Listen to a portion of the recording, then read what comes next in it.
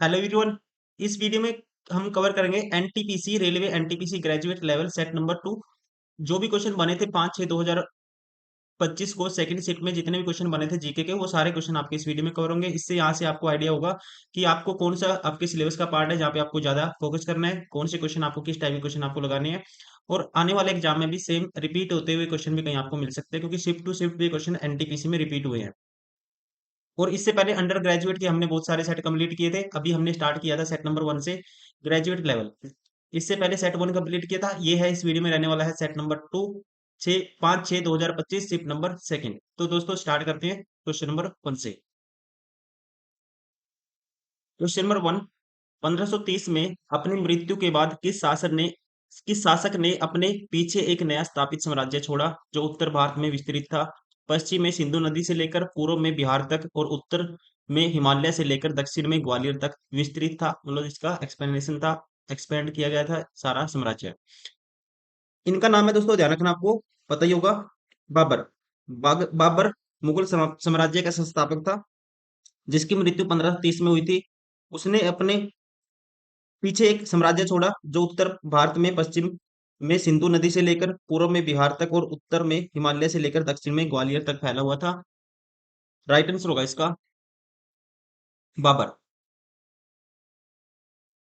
Question number 2, निम्नलिखित में से किसने न्यूयॉर्क स्थित संयुक्त राष्ट्र मुख्यालय में आयोजित महिलाओं की स्थिति पर संयुक्त राष्ट्र आयोग के 69वें सत्र में भागीदारी की थी? ये हुआ था मार्च 2025 में, और इसकी कह सकते हैं इसमें भारत की तरफ से पार्टिसिपेट किया था अन्नपूर्णा देवी ने। राइट आंसर होगा इसका ऑप्शन सी, अन्नपूर्णा देवी। क्वेश्चन नंबर 3, फरवरी 2025 में इसरो द्वारा विकसित planetary mixer vertical planetary mixer का प्राथमिक उद्देश्य क्या है?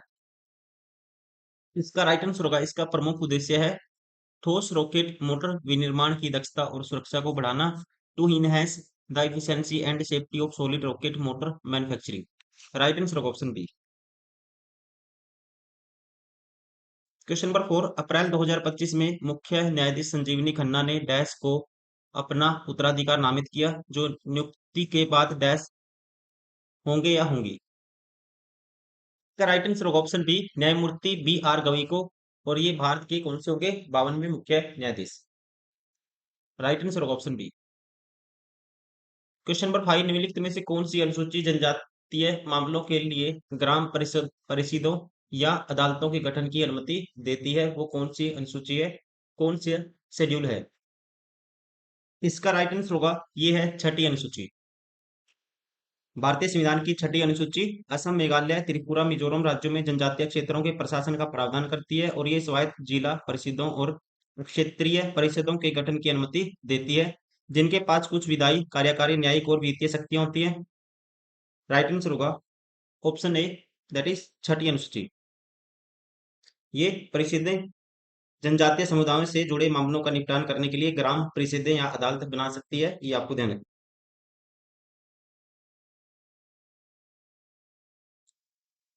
क्वेश्चन नंबर 6, किस शासक ने शेरशाह सूरी के उत्तराधिकारियों को पराजित कर 1555 तक अपना हारा हुआ राज्य वापस पा लिया, जिससे दूसरे अफगान साम्राज्य का अंत हो गया? मोस्ट फेमस क्वेश्चन बताइए होगा आपको, नाम है हुमायूं। हुमायूं को 1540 ईस्वी में शेरशाह सूरी ने चौसा और कनौज की लड़ाइयों में हराया था, जिसके बाद उसे भारत छोड़कर भागना पड़ा था। 1545 में शेरशाह सूरी की मृत्यु हो गई और उसके उत्तराधिकारी कमजोर हुए थे। हुमायूं ने इस स्थिति का फायदा उठाया और 1555 में शेरशाह सूरी के उत्तराधिकारियों को पराजित करके अपना खोया हुआ राज्य वापस पा लिया था, जिससे दूसरे अफगान साम्राज्य का अंत हो गया था।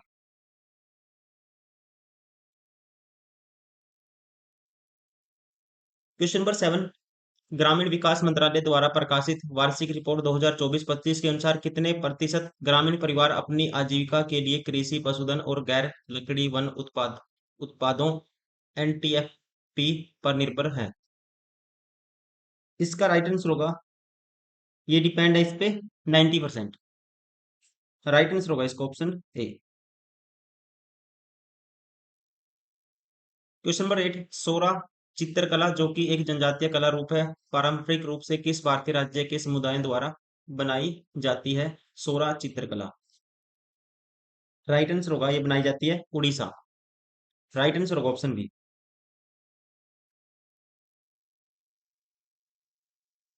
क्वेश्चन नंबर 9, 2028 और 36 ओलंपिक की तैयारियों पर चर्चा के लिए 7-8 मार्च को 2025 को आयोजित 2 दिवसीय चिंतन शिविर कहाँ आयोजित किया गया? ये आयोजित किया गया था, आपको ध्यान रखना है, हैदराबाद में। राइट आंसर होगा ऑप्शन डी। क्वेश्चन नंबर 10, किस रियासत के शासक ने सिख समुदाय और संस्थाओं को संरक्षण दिया? आपको ध्यान रखना है, पटियाला के महाराजा भूपिंदर सिंह ने सिख समुदाय और सिख संस्थाओं को संरक्षण दिया था। उन्होंने सिख समुदाय के एक अग्रणी व्यक्ति के रूप में खुद को स्थापित करने का प्रयास किया था और सिख इतिहास के लिए लेखन को भी संरक्षण दिया था। राइट आंसर होगा, नाम है पटियाला के थे ये शासक Bhupinder Singh. Question number 11, what is the primary function of CPU in computer system? CPU का जो मेन काम क्या होता है, प्राइमरी जो इसका फंक्शन है वो क्या होता है? आसान है दोस्तों क्वेश्चन। इसकी फुल फॉर्म क्या होती है? Central processing unit. तो इसका मेन फंक्शन क्या होगा? Execute instruction and process data. Right answer होगा option C. Question number 12, Mahanadi की कुल लंबाई कितनी है? आपको ध्यान रखना है, महानदी पूर्व मध्य भारत की एक प्रमुख नदी है जो बंगाल की खाड़ी में गिरने से पहले छत्तीसगढ़ और उड़ीसा राज्यों से होकर बहती है। और महानदी की जो कुल लंबाई है ये है 851 किलोमीटर। राइट आंसर होगा option C, 851 kilometre. Question number 13, 97वें संविधान संशोधन के बाद संशोधन के साथ असंगत राज्य सहकारी कानून कितने समय तक लागू रह सकता है? आपको ध्यान रखना है, 97वें संविधान संशोधन के बाद संशोधन के साथ असंगत राज्य सहकारी कानून 1 वर्ष की अवधि तक लागू रह सकता है। राइट आंसर होगा इसका ऑप्शन सी, 1 वर्ष।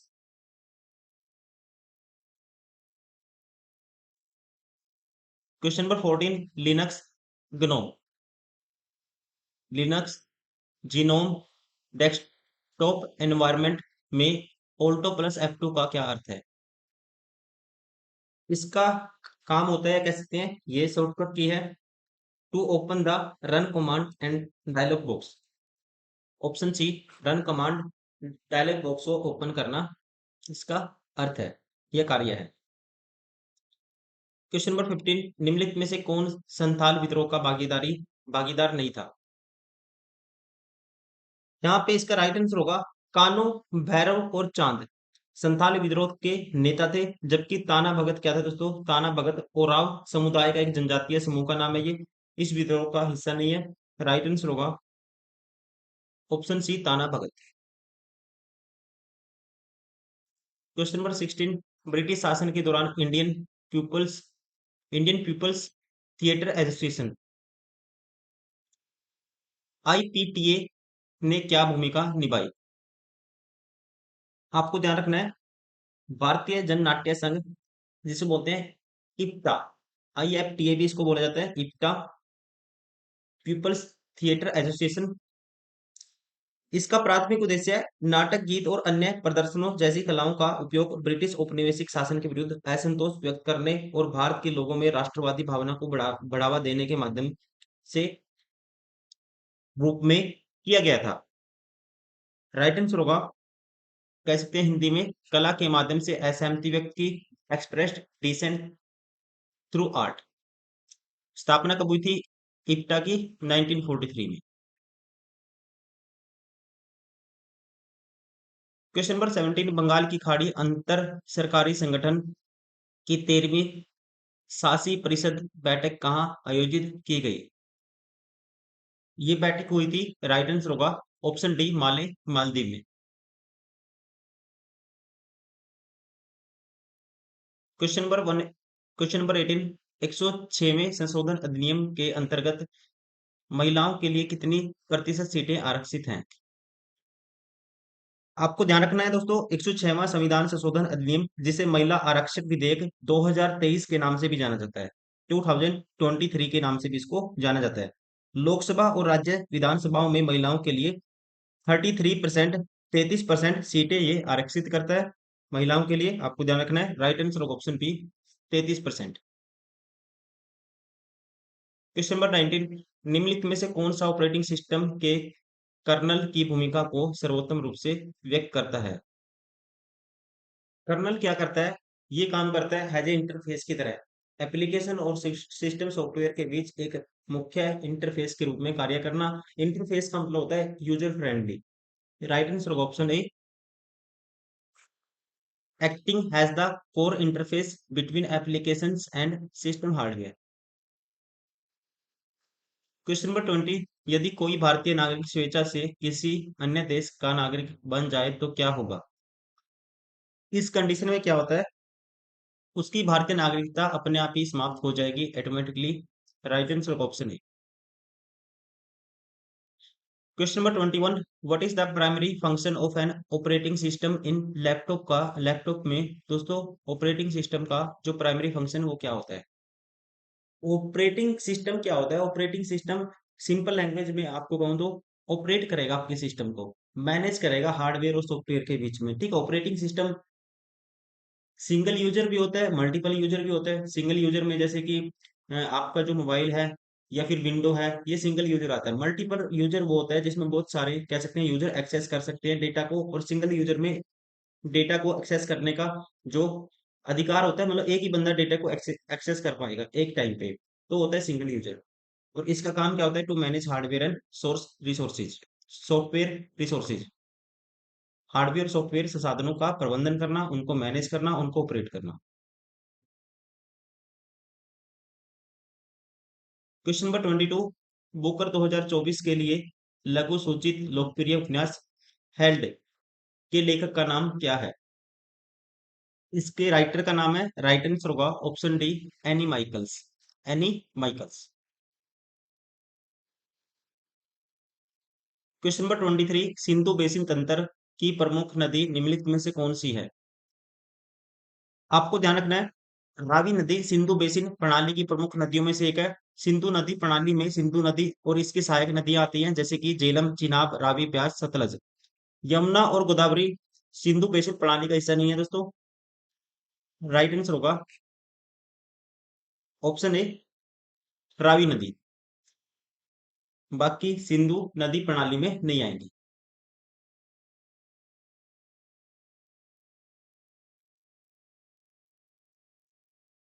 क्वेश्चन नंबर 24, बिहार का वह प्रसिद्ध लोक नृत्य कौन सा है जिसमें विवाहित युगलों के बीच एक प्रेम और तकरार दोनों को प्रदर्शित किया जाता है? इस नृत्य का नाम है, आपको ध्यान रखना है, राइट आंसर होगा इसका, दैट इज जट जटिन। Option C. क्वेश्चन नंबर 25, अप्रैल 2025 में भारत और चीन ने सीधी यात्री उड़ानें फिर से शुरू करने के लिए चर्चा शुरू की, जो किस वर्ष से निलंबित थी? राइट आंसर होगा, इनको निलंबित किया गया था 2020 में, कोरोना के टाइम पे। राइट आंसर होगा ऑप्शन सी। क्वेश्चन नंबर 26, 2025 में किस राज्य ने एचआईवी, सिफिलिस और हेपेटाइटिस बी के मां के बच्चे में संचरण का उन्मूलन 2026 तक कर लेने के उद्देश्य से एक महत्वपूर्ण पहल शुरू की? इसका राइट आंसर होगा, ये है, राज्य का नाम है पश्चिम बंगाल। क्वेश्चन नंबर 27, फरवरी 2025 तक प्राप्त जानकारी के अनुसार नेहरू युवा केंद्र संगठन की पहल के तहत कितने युवाओं को व्यावसायिक कौशल में प्रशिक्षित किया गया? इसमें जितने युवा हैं जिनको प्रशिक्षित किया गया है उनकी संख्या है, आपको ध्यान रखना है, फरवरी 2025 में प्रशिक्षित किया गया था युवाओं की संख्या है 28,275। राइट आंसर होगा ऑप्शन सी।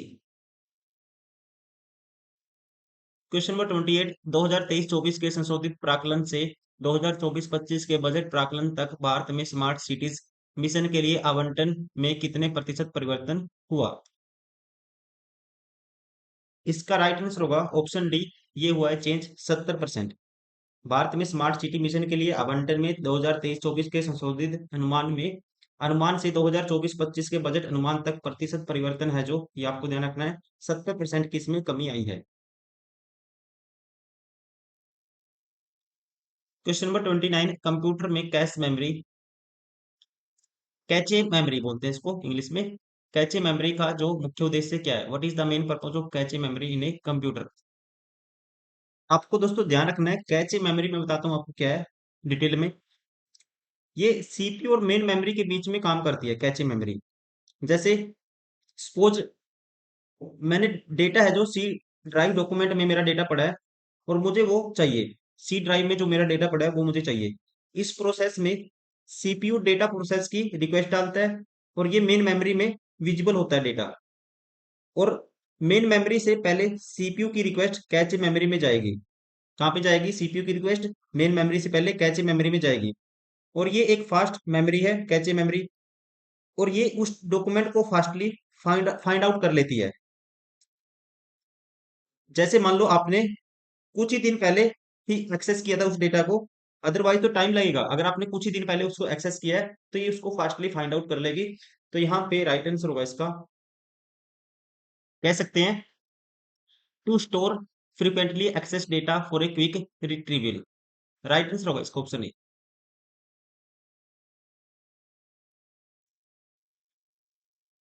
क्वेश्चन नंबर 30, जल जीवन मिशन के अनुसार 2024 तक ग्रामीण परिवारों को नल का जल प्रदान करने का कितना प्रतिशत लक्ष्य है?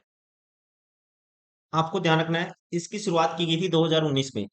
जल शक्ति मंत्रालय के द्वारा इसकी शुरुआत 2019 में की गई थी और 2024 तक इसका लक्ष्य था 100%, 100%। राइट आंसर होगा ऑप्शन ए।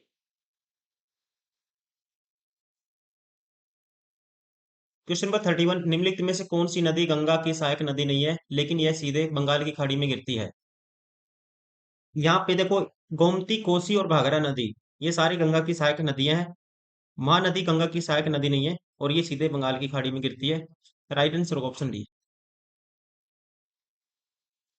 क्वेश्चन नंबर 32, नमूना पंजीकरण प्रणाली SRS 2019 के अनुसार भारत में शिशु मृत्यु दर IMR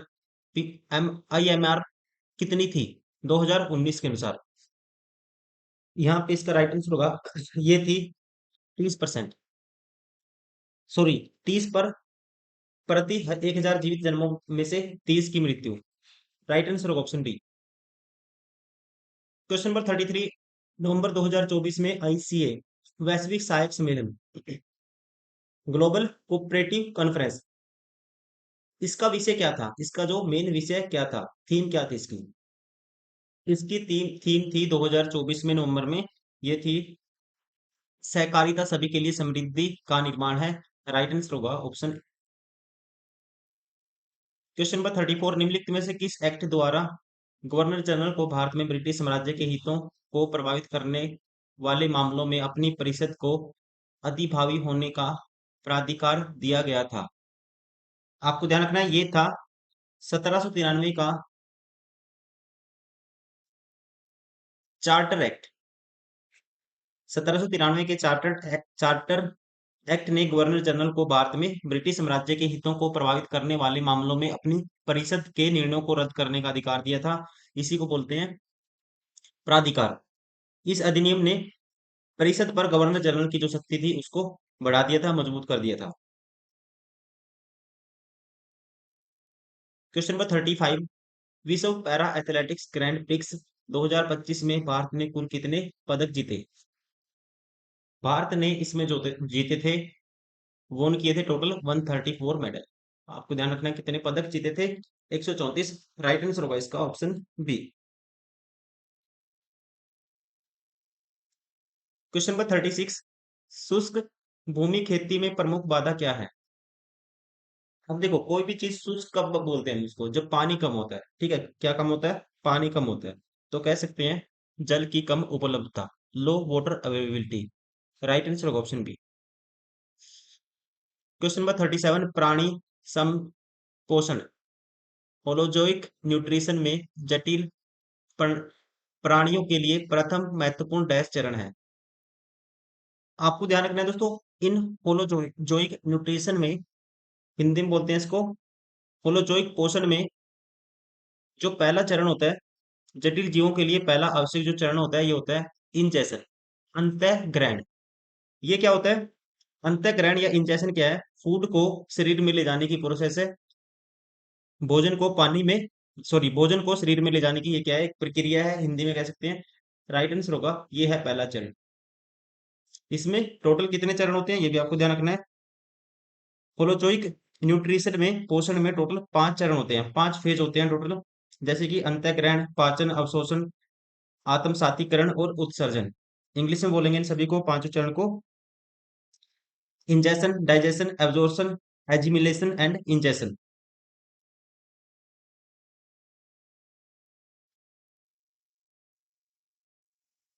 क्वेश्चन नंबर 38। मेंडलीव ने अपनी आवर्त सारणी मेंडलीव ने अपनी कहता है मेंडलीव ने नहीं, मेंडलीव ने अपनी आवर्त सारणी में पीरियोडिक टेबल में एलिमेंट्स को किस क्रम में व्यवस्थित किया था?